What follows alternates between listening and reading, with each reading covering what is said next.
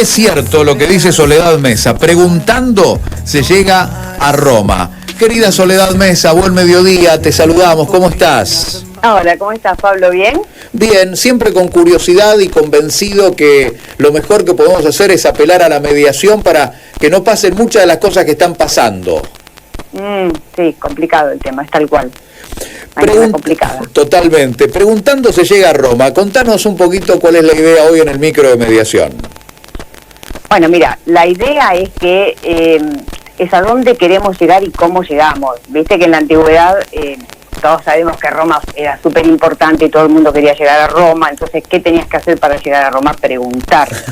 Es más, había una frase en la antigüedad que te la digo, mirá que instruida que estoy, te la digo en latín, a ver. Quid capit in lingua advenit Romae, que decía, quien lengua lleva, a Roma llega. Dígalo más despacio porque me pareció le salió bárbaro el latín, Soledad Mesa. Vamos de nuevo, a ver cómo es. Quid capit in lingua advenit Romae. O sea, quien lengua lleva, a Roma llega. Parece un trabalengua, ¿no? Pero para llegar a Roma necesitabas tener una lengua, o sea, preguntar, ¿te das cuenta? Entonces, sí. Preguntando, y la pregunta en sí es una de las herramientas más importantes que tenemos los mediadores.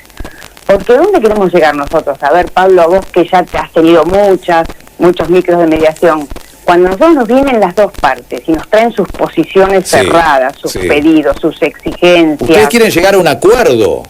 Pero antes de eso, ¿qué queremos saber de las partes? ¿A dónde queremos llegar? Mirá, antes que vos me contestes. ¿En qué situación viene cada uno? Digo, la realidad, ¿qué reclama cada uno?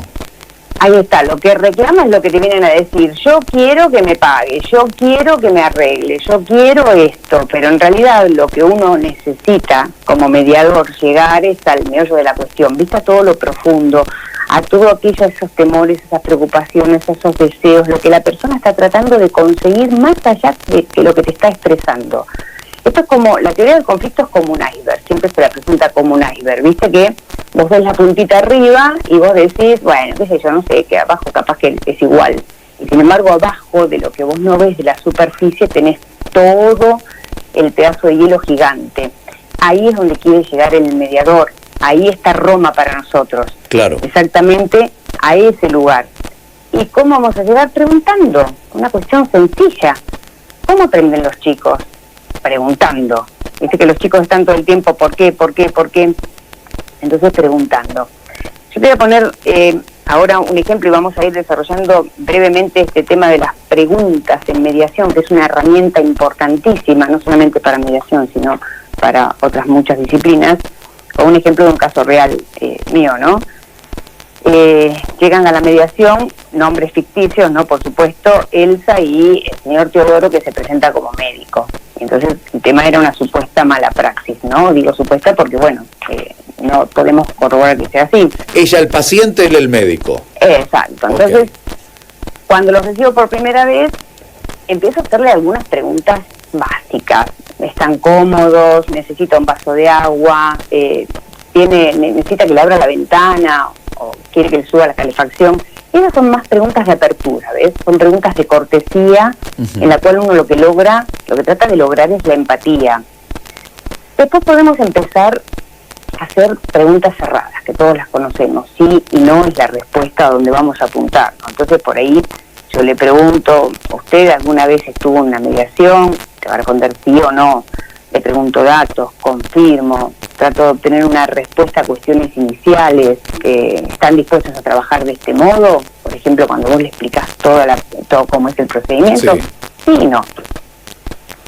Pero cuando ya le damos la palabra a las partes, para que las partes empiecen a relatarnos los hechos, entonces ahí necesitamos preguntas abiertas. Y entonces es que nosotros lo que buscamos es que nos diga, por ejemplo, ¿qué lo trae esta mediación? ¿Qué fue lo que sucedió? Esas preguntas, viste, que la persona empieza a contar y a relatar los hechos y probablemente salga mucho más allá de lo que está diciendo en el mero papel que vengo por una cuestión de mala praxis. En este caso puntual que te digo, a la señora se le había realizado una cirugía que quedó mal y después le tuvieron, el mismo doctor le hizo 3 cirugías mal que quedaron una peor que la otra. No, me imagino, cirugía plástica. Sí, cirugía bueno, fue terrible porque yo en privada, bueno, me mostró y fue realmente bravo. Entonces, obviamente la señora no quería que el señor la vuelva a tocar y el señor tampoco quería saber nada con ella, o sea que estaba complicado ahí el tema. Soledad, una curiosidad, perdóname, inevitable, es un caso ficticio, todo eso, los nombres están cambiados, si no, bueno, está todo cambiado. Cualquier semejanza con la realidad es mera coincidencia. Es mera coincidencia de todo cambiado, todo producto. La mujer le reclamaba al cirujano plástico y ya la había intervenido 3 veces, ¿y le había cobrado las otras veces? Sí, seguimos con un caso totalmente ficticio, ya me fui de la realidad. Está bien, pero bueno, el tema es que inclusive por ahí la mujer te puede preguntar, viste que esas frases clásicas, porque yo tenía toda mi confianza en él y me defraudó. Entonces uno ahí, ¿qué haces? Podés meter alguna pregunta clarificadora, ¿no? A ver. Para clarificar, a ver, ¿a qué se refiere cuando usted me dice que el doctor la defraudó? ¿Ves? Por una vez se pregunta generalmente para desagregar, uno tiene que empezar a desgranar todo esto que va diciendo y empezar a ver puntualmente que clarifique el tema. Y ¿sabés qué puede pasar también inclusive en ese momento? Vos estás escuchando el relato de la parte y uno no puede evitar pensar y hacer por ahí algún tipo de juicio de valor en la cabeza, ¿no? Entonces, cuando te asoma ese juicio de valor o estás tentado a dar una sugerencia, un consejo, lo ideal es en ese momento transformar eso que tenés en la cabeza también en una pregunta abierta. Entonces la volcás a la mesa. Por ejemplo, imagínate que la mujer está contando que uno piensa, seguro que todo esto le pasó a esta señora porque no debe haber seguido todas las indicaciones del médico. Uno por ahí, viste, en la cabeza piensa eso mientras relata. Entonces uno automáticamente, el mediador, ¿qué tiene que hacer? Agarrar y decir, no, vamos a transformarlo en pregunta. A ver, señora, le pregunto, ¿cómo fue la rehabilitación? Cuénteme, por favor, acerca de los cuidados posoperatorios. Entonces vos evitás, como mediador, crearte una idea en la cabeza y le estás, con una pregunta abierta, sacando más información que es la que estás necesitando. ¿Te das cuenta? ¿No puede sentir la persona que con esa pregunta sos un poco tendenciosa y estás más tratando de hacer zafar al tordo que escuchando en igualdad? No, porque la persona en ese momento te está contando su experiencia. Entonces vos necesitas que te cuente todo el proceso. Ella lo está contando y enfrente está el médico. Puede que sí, puede que no, eso depende. A ver, podés manejarlo en privadas como podés manejarlo en la mesa general con todas las partes. Soledad, es interesante eso para aclararlo. En la mediación también hay una instancia previa donde vos tenés un coloquio a fondo con una parte y con la otra, separadas. Mira, vamos a separar. Si vos me decís instancia previa, o sea, antes de la mediación, yo puedo tener una reunión con una parte, pero también debo tener una reunión con la otra parte. Perfecto. Para mantener la igualdad. Sí. Dentro del procedimiento de mediación, cuando ya lo iniciamos, también puedo tener lo que se llama, nosotros en mediación se llaman caucus, que son audiencias privadas con una parte, y después tengo que tener la audiencia privada con la otra parte. Bien. Que son muy clarificadoras porque muchas veces las personas pueden en esa situación expresar mucho mejor los sentimientos, ¿viste? Bien. Pero bueno, volviendo al tema, también inclusive otras preguntas que son muy interesantes, porque esto es un mundo, el mundo de las preguntas, lo estoy reduciendo como para que entre en... para que podamos abarcar todo, son las preguntas que provocan desplazamiento. A ver, ¿cómo es circulares. Eso? Y las circulares, por ejemplo, las reflexivas, las hipotéticas.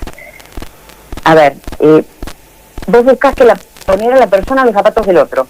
Entonces vos por ahí le preguntas una circular, ¿cómo cree usted que se siente la señora con lo que ocurrió? Y le preguntas al médico. O sea, ponerse a pensar desde la óptica de la otra persona, ¿entendés? Sí. O inclusive vos le podés decir, como es una pregunta reflexiva, no le conteste inmediatamente. A ver, piénselo unos minutos. Señora, ¿cómo usted qué cree que el doctor sintió con el resultado de las operaciones? Piense cómo se sintió el doctor con el resultado de las operaciones. Le haces una pregunta reflexiva para que la persona salga de lugar en que, de esa posición en el cual este conflicto es unilateral, porque ella viene con su visión, y la sacás de ese lugar cristalizado en el pasado, de ese hecho, ¿entendés? A mí me pasó esto esa vez. Soledad, vos tenés que ir a estudiar psicología, ¿eh? Estoy estudiando psicología. Ah, claro, con razón. ¿Cómo llevas la carrera? Muy bien, te felicito. Gracias. Te felicito. Mirá vos, Soledad Mesa es abogada y está estudiando psicología. Muy bien, pulgar arriba. A ver, tengo que cerrar, pero quiero que nos vayamos repasando esto. Escuché, Dale. Preguntas abiertas, preguntas cerradas, reflexivas, circulares. Digo, es hipotética, es un caudal en la mesa de herramientas, pero preguntando se llega a Roma y preguntando se arregla una mediación. Soledad, contanos el final, spoileá, por favor, ¿cómo terminó esto? ¿Hubo acuerdo o fueron a juicio? No hubo acuerdo, Sí, claro. porque en realidad ella en su foro interno lo que quería, independientemente de lo económico, era unas sinceras disculpas del doctor, pero bien sinceras, o sea que medio como que le pidiera perdón, ¿no? Y después además se podía hablar de números, pero no se llegó. De hecho, bueno, todavía el juicio continúa, pero no era una cirugía reparadora, era otro tipo de cirugía, nada que ver. Por eso digo que era muy ficticio. Las preguntas inclusive después te llevan a las tormentas de ideas, viste, en que cada una de las partes vuelcan un montón de ideas y están muy buenas, pero lo que tenemos que tener en cuenta también siempre, Pablo, es que uno en la mesa de mediación, como te dije en el micro de la escucha activa, tiene que escuchar más que hablar. El mediador, si el mediador está hablando mucho, si el mediador está aconsejando, opinando, dando valoraciones, algo está mal. El mediador tiene que escuchar y tiene que hacer las preguntas muy puntuales para llegar a Roma, para llegar a ese fondo de la cuestión. Sí. Soledad, son preguntas gancho para poder desentrañar ahí desde abajo lo que hace falta y que salga a la superficie. Genia. Te voy a dejar un solo pensamiento chiquitito. Cerrá con eso, dale. Te cierro con un pensamiento de John Ciardi, que fue un poeta que tradujo hace un tiempo, ¿no? Bastante, la Divina Comedia, porque él muere en 1986, que dijo: una buena pregunta es una semilla que debe sembrarse para que produzca más semillas, con la esperanza de reverdecer el paisaje de las ideas. Aplaudo solo porque con la pandemia no hay más gente en la radio. Soledad, te mando un saludo grande. Me encantó. Y felicitaciones por esto de estudiar psicología. Buena jornada. Muchas gracias.